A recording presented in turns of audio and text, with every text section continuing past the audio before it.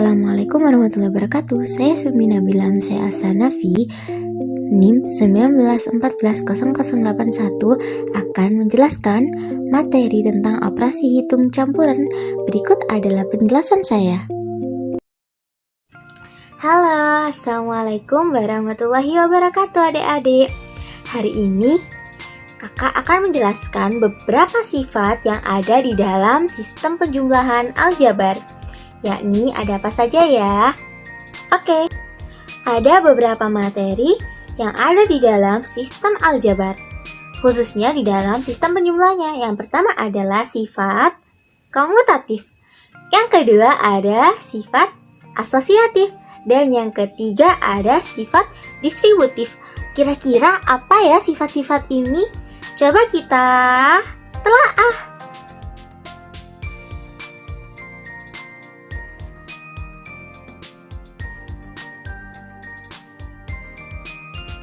Oke, untuk yang pertama adalah sifat komutatif.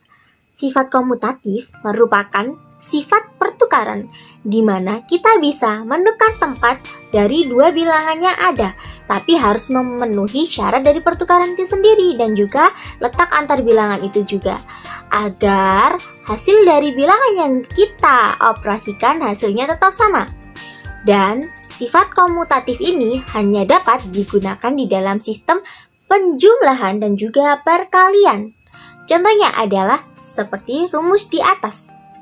P ditambah Q sama dengan Q ditambah P, yang hasilnya nanti sama dengan R.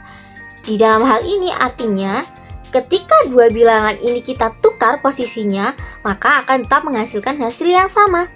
Contohnya adalah kita memiliki angka 2 ditambah 3 sama dengan 3 ditambah 2, yang hasilnya menghasilkan 5. Nah, seperti itu. Contoh lagi di dalam sistem perkalian adalah 3 dikali 2 hasilnya sama dengan 6, atau 2 dikali 3 juga hasilnya sama dengan 6. Seperti ini. Ini sifat komutatif tidak bisa kita gunakan dalam sistem pengurangan ataupun pembagian. Hasilnya pasti sudah jelas-jelas akan berbeda.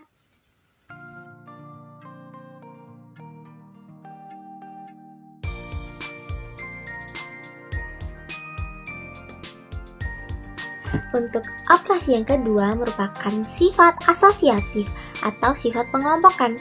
Di dalam sifat asosiatif ini kita menggunakan bantuan dari tanda kurung, yang artinya ketika ada bilangan yang kita kurung, berarti harus dikerjakan terlebih dahulu. Nah, sifat asosiatif ini hanya bisa digunakan untuk sistem penjumlahan dan juga perkalian saja, tidak berlaku untuk pembagian ataupun pengurangan. Coba kita telaah. Contohnya kita menggunakan rumus ini. P ditambah Q ditambah R, tapi kita kurung P ditambah Q-nya terlebih dahulu. Maka artinya P dan Q-nya harus kita kerjakan terlebih dahulu, sehingga menghasilkan P ditambah Q ditambah R, hasilnya harus S. Namun Q dan R-nya kita kurung. Tadi yang di depan kan P sama Q-nya yang kita kurung. Nah, yang kedua ini Q sama R-nya yang kita kurung. Berbeda kan?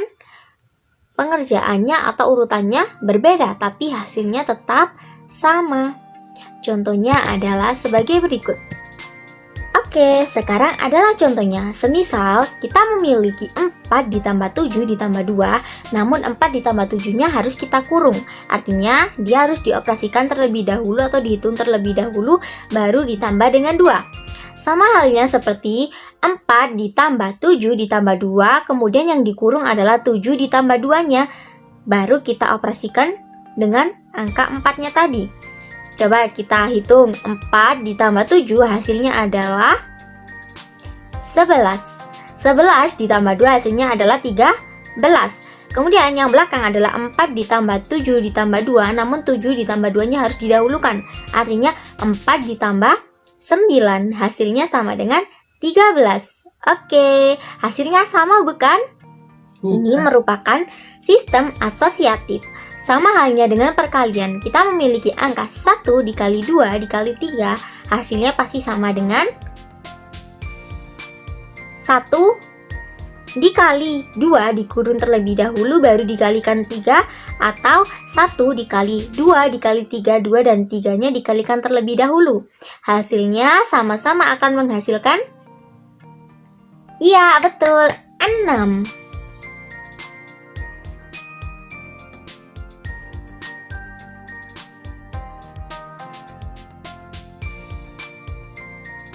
Yang ketiga adalah sifat distributif atau sifat penyebaran. Di dalam sistem penjumlahan atau operasi hitung ini, kita bisa menghitung operasi bilangan, penjumlahan, perkalian, pengurangan, dan juga pembagian. Tidak hanya penambahan atau penjumlahan dan perkalian saja, tapi bisa semuanya. Contohnya adalah perkalian dan penjumlahan terlebih dahulu menggunakan rumus P dikali Q ditambah R menggunakan tanda kurung di dalam Q dan R-nya. Maka artinya adalah P dikalikan dengan setiap huruf, yakni Q dan juga R-nya. Atau bisa kita tulis P dikali Q ditambah P dikali R akan menghasilkan S. Contohnya menggunakan angka adalah 3 dikali 4 ditambah 5. 4 dan 5-nya kita kurung terlebih dahulu, artinya adalah 3 dikalikan 4, terus kemudian ditambah oleh 3 dikali 5. Hasilnya akan menghasilkan hasil yang sama, yakni 3 dikali 4 ditambah 5 kan hasilnya 9, artinya 3 dikali 9 hasilnya adalah 27. Sama halnya dengan 3 dikali 4 adalah 12. Kemudian kita jumlahkan dengan 3 dikali 5 yang hasilnya 15. Ketika dijumlahkan hasilnya akan sama dengan 20. Kuis pertama. Untuk yang pertama, cobalah tebak sifat apakah ini? Apakah komutatif, asosiatif, ataukah distributif? 3, 2, 1, tebaklah.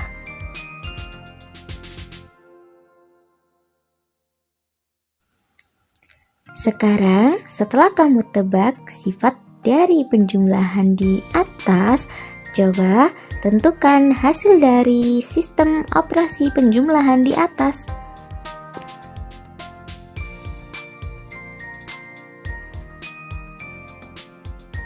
Ini merupakan hasil jawaban dari kuis yang telah kalian tebak tadi. Semoga kalian semua benar. Kuis kedua. Untuk yang pertama, cobalah tebak sifat apakah ini? Apakah komutatif, asosiatif, ataukah distributif?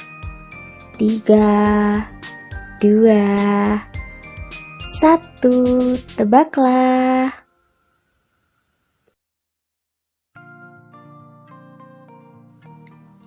Sekarang, setelah kamu tebak sifat dari penjumlahan di atas, coba tentukan hasil dari sistem operasi penjumlahan di atas.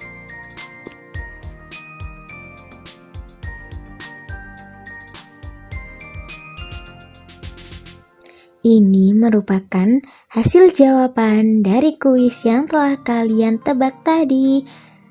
Semoga kalian semua benar. Kuis ketiga.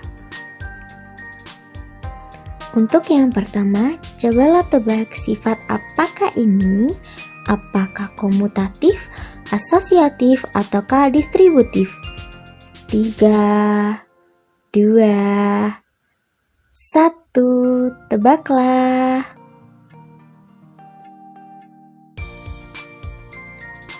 Sekarang, setelah kamu tebak sifat dari penjumlahan di atas, coba tentukan hasil dari sistem operasi penjumlahan di atas.